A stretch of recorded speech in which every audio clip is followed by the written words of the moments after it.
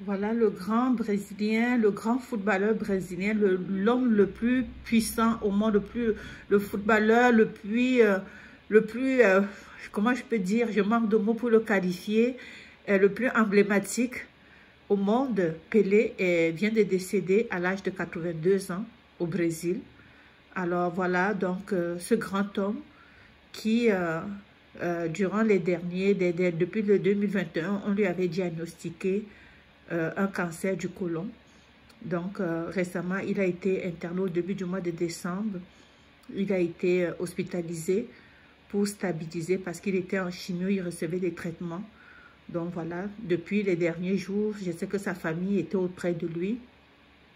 Aujourd'hui, donc finalement, il a rendu l'âme.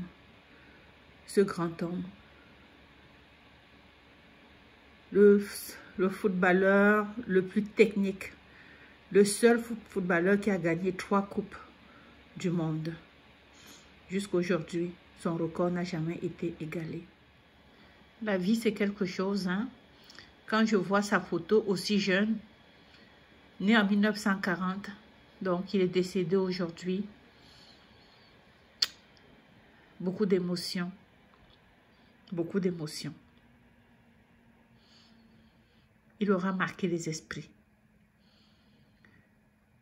Il a occupé plusieurs postes depuis qu'il a pris sa retraite du football.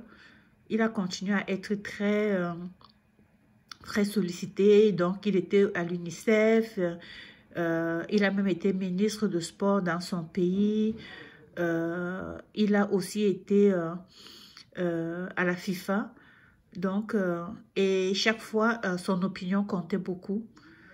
Il était beaucoup dans les activités humanitaires pour encourager la jeunesse.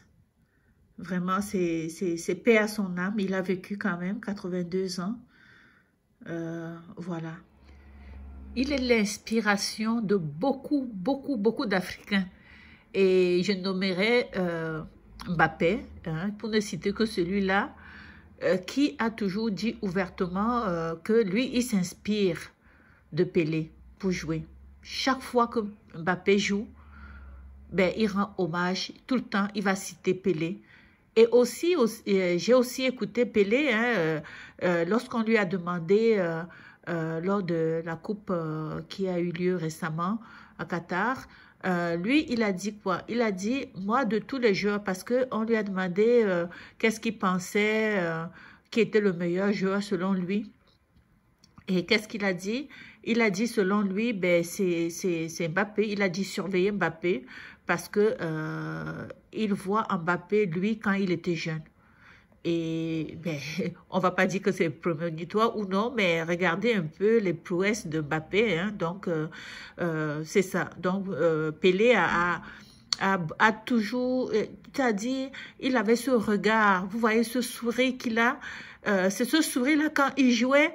Oh mon Dieu, quand je regardais ces matchs, hein, parce que moi, je suis pas née hier, hein, il a marqué notre enfance. Hein, mes grands frères, lorsqu'ils jouaient, chacun voulait seulement ressembler à Pelé. Je me rappelle, même les t-shirts, ils allaient écrire sur leur tenue. Et c'est celui qui se prénommait Pelé, qui était le meilleur, qui était celui qu'on adulait le plus, hein.